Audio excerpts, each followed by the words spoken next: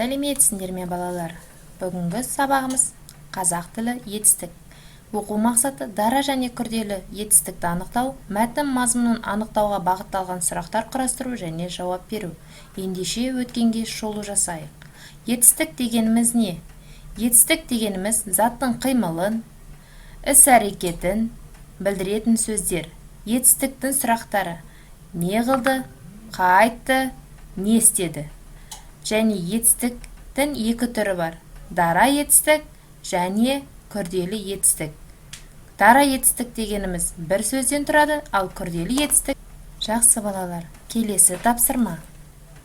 Сөйлемдерді оқы және сөйлемдерге сұрақ қой.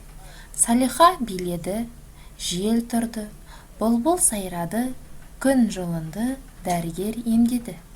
Енді осы сөйлемдерге сұрақ қояйықшы. Салиха не істеді? Биледі. Жел қайтты? Тұрды. Бұлбұл қайтты? Сайрады. Күн не істеді? Жылынды. Дәрігер қайтты? Емдеді. Ал балалар, қалай ойлайсыңдар? Бұл қандай етістік түріне жатады? Дұрыс айтасыңдар. Бұл дара етістікке жатады. Себебі дара етістік дегеніміз бір ғана сөзден тұрады. Жарайсыңдар балалар.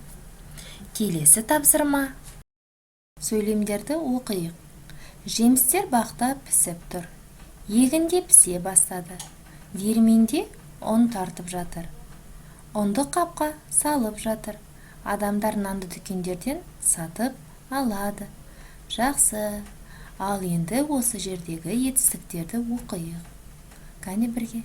Пісіп тұр, пісе бастады, тартып жатыр, салып жатыр, сатып алады. Жақсы. Қалай ойлайсыңдар? Бұл етістіктің қай түріне жатады? Әрине, күрделі етістік.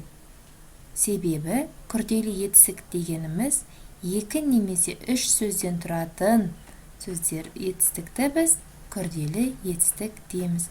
Тамаша балалар. Оқулықты ашып, 83-ші бетте 36-шы жаттығу. Өлеңді түсініп оқы. Елден алғыс алғанмын, мен бағбанмын. Бақ қызығы керек пе?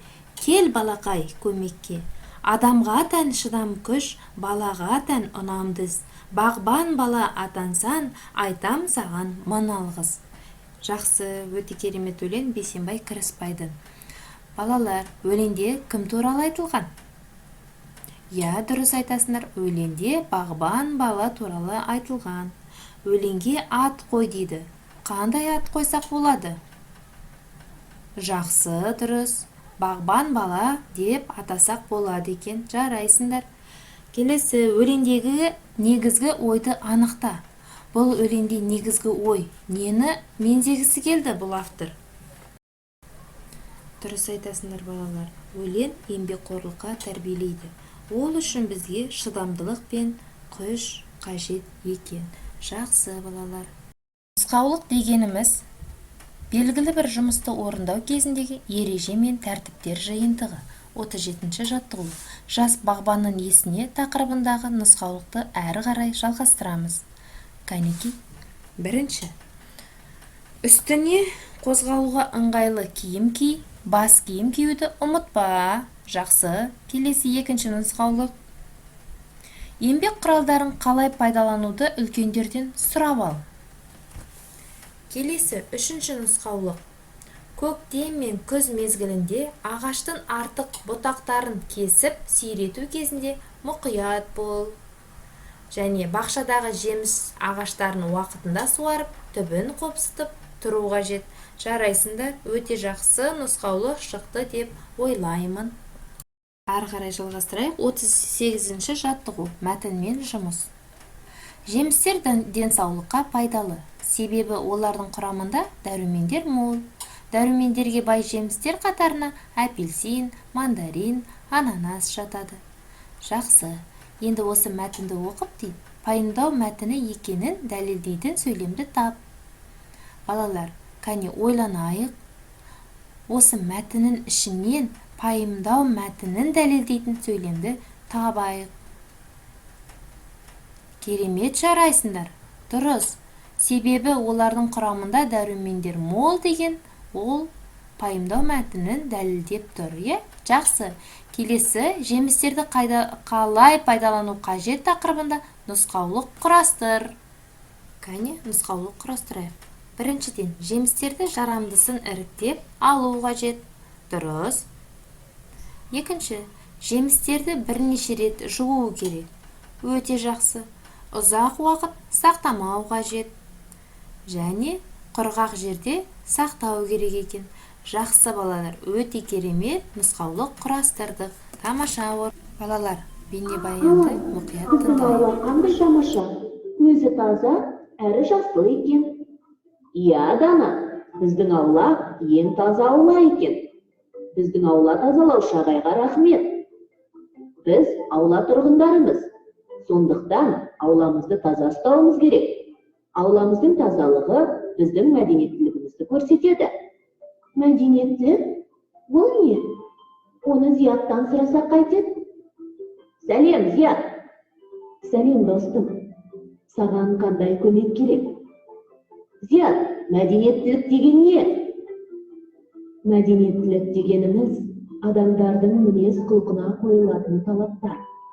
Оған сыйластық, сыпайылық, әдептілік, қоғамдық орындарда өзін-өзі ұстау, басқа адамдармен қарым-қатынас жатады. Рахмет, Зият. Түсіндім, Алан.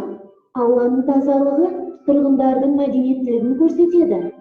Аулаға қоқыс тастамау, ағаш отырғызу, гүл егу сияқты әрекет етсек, ауламыз таза әрі әсем болады.